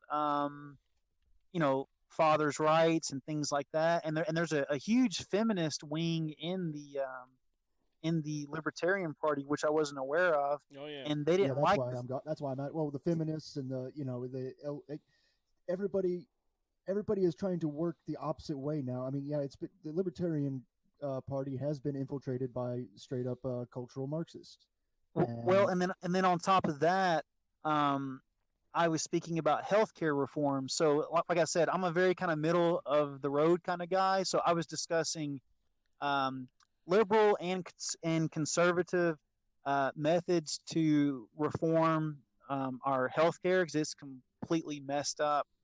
Even if you look at it from a free market perspective, or even if you're an advocate for socialized medicine, what we have right now is a complete mess. Mm-hmm. But the Libertarian Party messaged me, and I'm not going to say who it was, but it was one of their chair people, and they said, "We don't like some of the things that you've been talking about. We're thinking about blacklisting you and removing our endorsement." And I basically didn't care, and I responded back and said, "Well, no one takes the Libertarian Party seriously, anyways, and most of the conventions that I go to are completely unprofessional. They stand outside of the convention with bongs in their hand, like smoking weed outside. That's cool, and then having dildos in their hands waving them around, saying free love and free sex and this and this. Meanwhile, there's kids walking by. So I think that the Libertarian Party is very immature. It has this very high school like element to it, and people just can't take it seriously. So I told the Libertarian Party, "Hey, remove my endorsement. I'm getting a lot of votes. I'm getting a lot of support. You guys need me a lot more than I need you because I'm making you look legit." And 2 or 3 days later, they wrote an article about me on their website, telling people to vote for me. Wow. So which state was this? This is in Tennessee. So if you go on Google and you type in Libertarian Randell Stroud, you'll probably see the article where they mentioned me. So they never did remove their endorsement because I called their bluff. Getting an endorsement from the Libertarian Party, which they offered me no money, almost zero advertisement. They didn't help with my campaign at all, besides that one article that they wrote for me. But getting an endorsement from the Libertarian Party is like getting an endorsement from your next door neighbor that never leaves his house. Well, I will say that like the Libertarian Party did have some legs at one time. I mean, it was even smaller than it was today, which made it easy to infiltrate and take over. And now you got it's basically the same people as you see in Antifa riots and all that. Yes. These people have no principles. They have no consistency. They're just there to be immature, perpetual victims, really. Yep. And I've been to Republican and Democrat conventions, and even though I don't agree with a lot of their ideology, and there is some corruption and there's some mischievous going on, but at least they're professional about what they're doing. They're organized, and they come across as something that's well polished. But the Libertarian Party, when you go to their conventions, or at least the ones that I went to, it's just like a bunch of high school kids. That's the mentality, and they're sort of just stroking their own egos. And again, not to offend anyone, but they keep yelling out, taxation is theft, and then they fire up a joint, start smoking some weed, and say down with the state, and then that's it. Like, well, where's the solutions? Where's the organization? Where is the real work happening? It's just like one big party. It's like the Libertarian Party is, they call it a party not because it's supposed to be an actual party. But whenever you go to these conventions, they're drinking beer, they're smoking, they're dancing, they're doing all these things, which is fine sometimes, but like work needs to get done. Yeah, solution oriented. I like that. Yes. Well, So sure. I agreed with you earlier. So, like, I was agreeing with you earlier. Like, I just don't like these people that are like voting as violence, and changing it from the inside is kind of an idealistic thing, right? Because I mean, the system is literally set up. I mean, it's set up and funded completely to go the other way, right? The monetary system is set up to fund everything that goes against freedom. Like the Federal Reserve doesn't support our kind of thinking, right? At all. Well, and everything that comes from that, right? Because the money that the politicians are able to spend, like the science today, nobody even really trusts science anymore because it's just all like bullshit. And now it's got people questioning whether the Earth is flat or not. And I mean, it's just getting into ridiculous territory. But it's a very logical conclusion once you realize that you have no trust left in the society. Sure. You can't trust what anybody tells you because it's all bought and paid for by the very people who are trying to enslave us. Yeah, so yeah. Ron, let me interject for a second because that's what I love about the flat Earth thing. It's not because I have any doubt whatsoever that the Earth is round, but in this day and age, it's so difficult not to question every single solitary thing that you're told, and that's where the flat Earth thing is at least entertaining to the extent that it forces you to look at everything, and once you start looking at everything, you realize how much of it is bullshit. Yeah. I mean, I can go back. I can tell you all the stuff that I think is bullshit. We if we had enough time, but I mean, but the official narrative, always question the official narrative, and that's the only thing I can really say about that. Yeah. I mean, if you think that 19 Muslim hijackers were completely responsible for those twin towers, then yeah, I got a bridge to sell you. Yeah. Well, Ron, I do agree with you to a large degree that, trying to change things from the inside is a bit idealistic. However, I, I think that from a federal level, you're absolutely right. When it comes to the Congress and the president, it's a very uphill battle. But in local politics, some more work can be done. Like for example, I Oh, worked with a absolutely. lot of I worked with a lot of lawmakers here in Tennessee, and I was able to help get the arrearage percentages on owed child support lowered from 12% to 5% when it comes to zoning laws. I mean, so in local politics, you can actually get some things done. Matter of fact, down in Atlanta, Georgia, the city council down there was a lot of protests and things that were happening. And one of my buddies, he's an attorney, Mr. Griggs. He was able to have a meeting with the mayor down there, and a lot of organization happened, and they got rid of arresting people for petty offenses. They got rid of the cash bail system Yeah.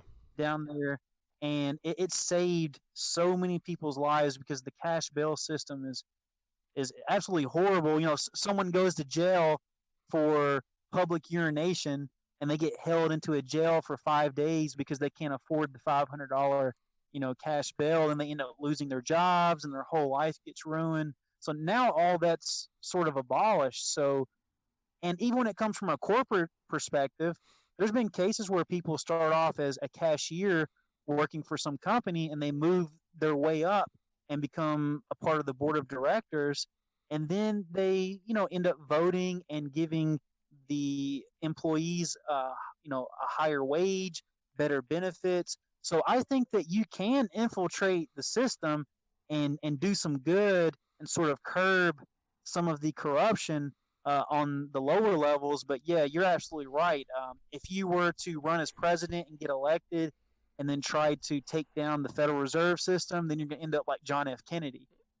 Yeah, Oh, and I'll say, from my own experiences in having worked with a lot of local politicians and legislators and people in social services and such in the state of New Jersey, in an area where, heavily affected by homelessness, poverty, mental illness, and opiate addiction.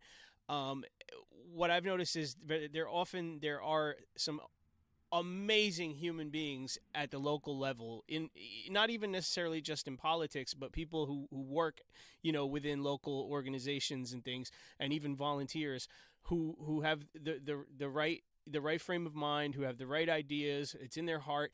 And very often what they'll tell you is what gets in their way and prevents progress is the state and federal governments. Well, so I understand Ron's sentiment though, because I do think that it is worthwhile to get decent people, and that's a very kind of loose word to describe someone, but I think it is worthwhile to get educated, smart people elected, especially at the local level. But I think Ron would agree with me. I think most people would that um, you can get a lot done, even more so outside of the realm of government. But if you do have a few local politicians on your side, then why the hell not? Yeah. It's going to make your cause and your organization run that much more smoothly. So I believe oh in a yeah, two pronged. I believe in a two pronged approach. Try to develop relationships within the government, get them to be sympathetic, but you also have to have a private sector approach to fixing the world's problems too. And I think that too many liberals um, focus too much on government solutions, and then conservatives focus solely on private solutions. And again, going back to my middle of the road kind of ways, I think that when you can sort of navigate through the middle of those two institutions of private and public, you can get a lot done for society. Yeah. well, I mean, like, I like to learn from like some of the best at the best, right? Like the CIA. Oh CIA, yeah. you know, they can take they can take 2 grand, go into another country, throw a party, get some politicians to go in this party, get some compromising photos, and then all of a sudden they own those politicians. And That is that only true. cost them like a couple grand. Yeah. You know, that's it. Yeah. And now they own the government, or they own part of. You know, they got a bigger influence. And yeah, there's solutions like that where yeah, you can work outside the system and still make effects, but you know, you just got to be creative. Yeah, and this is why I think one of the issues that Randall covers is so important with CPS and fathers' rights and the family law is so important to keep the family units together, because family is what comprises our families are what comprise our communities. And I think communities and grassroots activism is really where the real work is done. It's really where we affect the real change. And Well, if we destroy families, if we destroy our communities, what? Say that again. You saw Occupy Wall Street. What did that get done? Absolutely nothing. Yeah.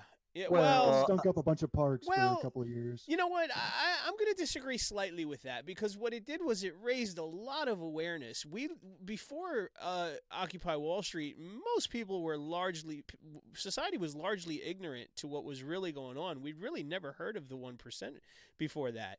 I mean, a lot of us, probably you and I, you know, people who listen to Alex Jones or whatever, may have had a clue, but you know. But what's wrong with the 1%? So like. No, I'm serious. Like, it's really the 0.1%, and it's really it's not about money. It's about power. Right. And really, quite honestly, you're not part of the 0.1% if you're not approved by the central bankers, and that's just the brass tacks of it. Well, Ron, I think you're missing another part of the question about the 1% or even the 0.1%. You know, legally, it costs more than $500 to legally operate a lemonade stand. So even Peter Schiff, are you familiar with him? Oh yeah, he hates Bitcoin, but he's right on other things. But you know, Peter Schiff is a very successful economist, very financially successful. But even he admitted that if he were to try to start his companies under today's conditions, he would be working, you know, a 9-to-5 job. It just wouldn't be possible because the mechanisms that the average person, middle to lower class, there are so many hurdles in front of them, the way that regulations and things are right now, that it makes it, you know, very difficult for people to cross that barrier into making it into that 1%. You know, I think you would agree with that to a point, wouldn't you?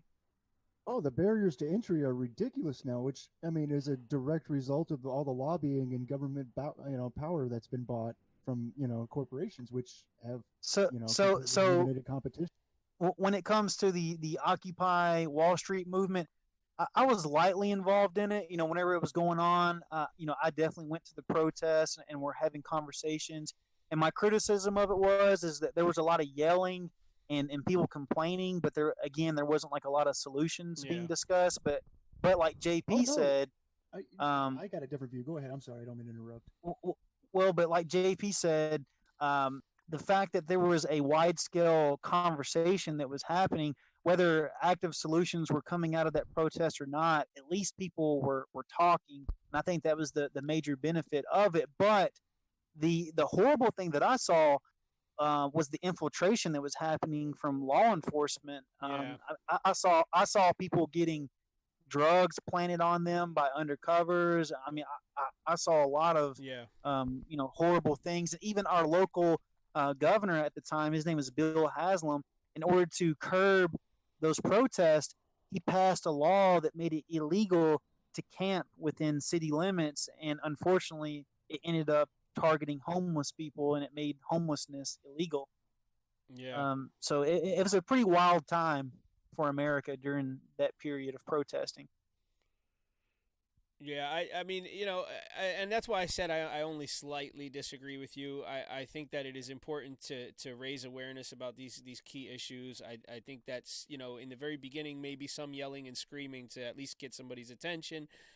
But then I think that, you know, where Randall is absolutely correct, and I'll agree wholeheartedly, is that we need to stop the yelling for a moment, sit back, take a breath, and then sit down and have a very civil conversation, solution-oriented, no matter what. So what I saw with the Occupy Wall Street, and I could be off base because I was never really directly involved. I was just kind of watching YouTube videos of it and stuff.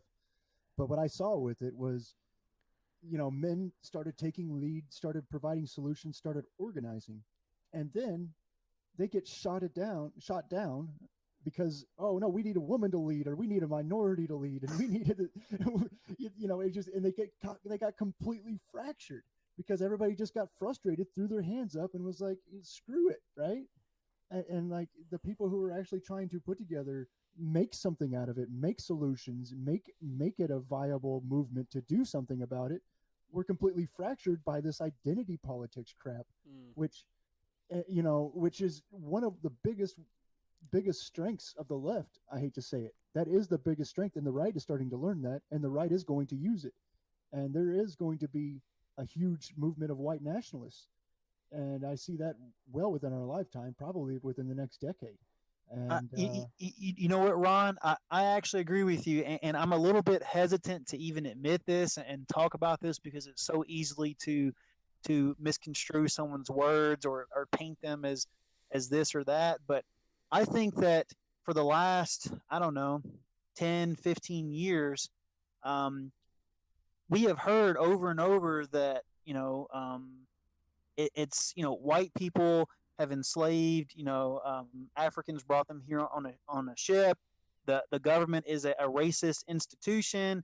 And honestly, those are facts. When it comes to the death penalty, when it comes to anything, minorities do tend to be targeted and to be more harshly convicted of crimes. I mean, the judicial system targets minorities, and it targets even white people who come from a lower economic background. Right.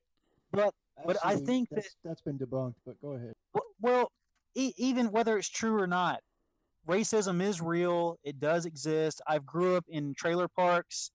I've grew up in predominantly black schools. So I had racism, pointed towards me. I've lived in Memphis, which is a very segregated city. Oh yeah. I've seen racism my whole life. I've grew up in the South most of my life. But to be devil's advocate, I think that there's a lot of white people, especially white men, who are sort of getting frustrated because even in the service industry, whenever I was a waiter, if there was times where I was waiting on a minority family, maybe something wrong was with their order, they would quickly run to that, oh, well, my waiter is being racist towards me because, my food came late.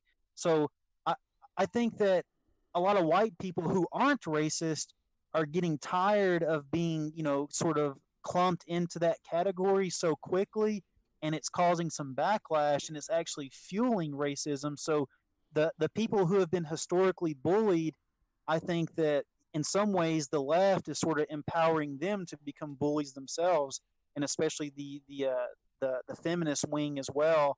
That if you don't hate white men, then then you're not a true advocate of equality, and I think that's a dangerous message as well. Yeah. Oh, that's very dangerous. Which I gotta say, racism. Everybody is literally racist if you take it by the definition of, if you take it by the today's definition, right? It used to mean like racist used to mean actively trying to hurt another race, right? Like actively going out of your way, like, oh, there's a black person, I want to go kick his ass because he's black. That used to be what racism meant. Now racism means I prefer to be with my own race. And that is literally the basis of psychology today. It's called in-group preferences. Now, it doesn't necessarily fall along the lines of race because it also goes along with religion and culture and other factors as well, and language. But the fact of the matter is, when you look at things like that are voluntary, right? Like church attendance is 100% voluntary. You can go across the entire United States, and along the lines about 95%, they're segregated along race. Now, why is that? It's because people choose to be along people that look like them, and that is just the natural fact. But then you take that and you make that a sin. Now, all of a sudden, everybody has this original sin, and then it can be weaponized against you. Well, I think that that Morgan Freeman, the actor, there's a beautiful clip of him on YouTube where he's talking about Black History Month, and he says that he doesn't want a Black History Month because he doesn't want his people and his part of history to be segregated, because that's what Black History Month is that we have this one month where we recognize the achievements of Black Americans. But I think Morgan Freeman was right. He said that we need to just stop talking about race so much. Instead of calling me a black man and me calling you a white man, I'm just going to call you by your name. Yeah. And black, there's no such thing as Black American history or white American history. It's American history. Yeah. And I think until we reach that point to where race is no longer relevant, then we're going to make it relevant by default by making it an issue, because we still have those pains and scars that are still, left over from the past. Like, there's still that remnant of racism that's sort of alluring in the air that we can still smell. And sometimes we make those smells into something much bigger than what they really are, and it turns into these unnecessary race wars. Yeah. You're a proponent of you gotta act within the dichotomy of the times you're in, right? And I agree with that, right? Like I'm an individualist. I think that the power should be put back in the individual's hand. Like, first of all, we got to get rid of the federal government, go to state government, get rid of the state government, go to local government, and then hopefully we can go from there to the individual. And right. Individuals can decide who they cooperate with, who they and form voluntary. I got you, Globo. I see you. Anyway, but still, we're still in this dichotomy. So, like, right now, the dichotomy is nationalism versus globalism. So, of course, I have to choose nationalism because I want to go in that direction. And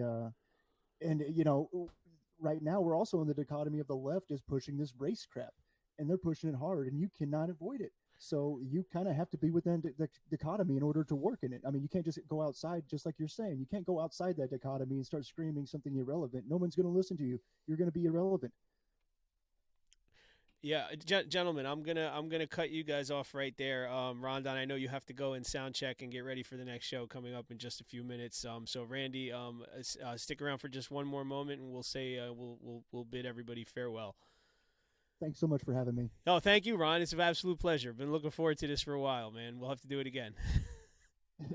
Great talking with you, Randy. Good to meet you, Ron. All right, so there you have it, ladies and gentlemen. Randell Stroud, it's been an absolute pleasure having you back on the air. We've covered a lot of ground. You've said some wonderful things here. You've given us a lot of information, a lot of starting points. I'm hoping that people I've shared links for your books. Hopefully that you'll get a couple of bites there and maybe sell a couple of books.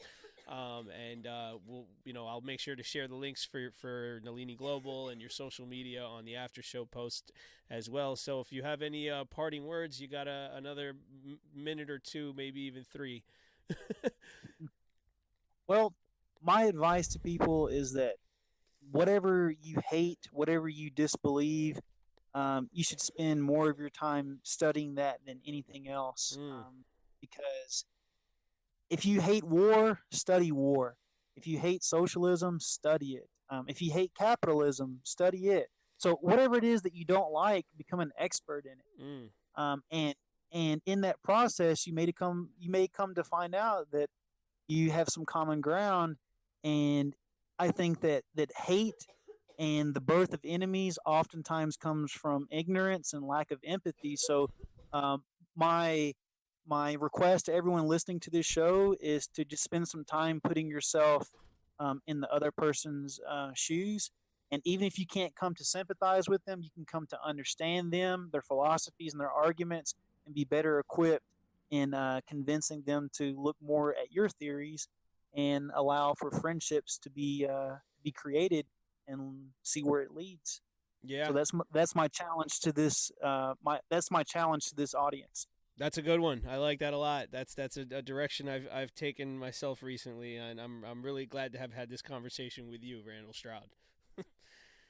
Been quite a pleasure. Matter of fact, I was listening to our last podcast just last night. I was driving in my car, and it sort of gave me some inspiration and made me realize I still have more work to do. Yeah, we all do, I think. I think we all have a lot of work to do, a lot of work ahead of us, and I think it's important that we do this work together for sure. Amen. All right. Thank you so much, Randall. I'm going to go ahead and move you back into the audience and bid you, or no, you're not actually in the chat, but I'm going to go ahead and cut our voice chat off and get everybody set up for the next show. All right, and if anyone's on Instagram, add me on Nalini Global. I'm very active on there. I've sort of taken a break from Facebook, so hit me up, guys. You got it. We'll do this again soon. All right, peace out. All right. Goodbye. All right, there you have it. There you have it, ladies and gentlemen. Up next is the one and only Globo Cop with the Chaos Show right here on MSP Waves. You've been listening to Hangin' with who? With yours truly, your friendly feathered Steamian, the man of many names, of course. I'll be back here on Monday.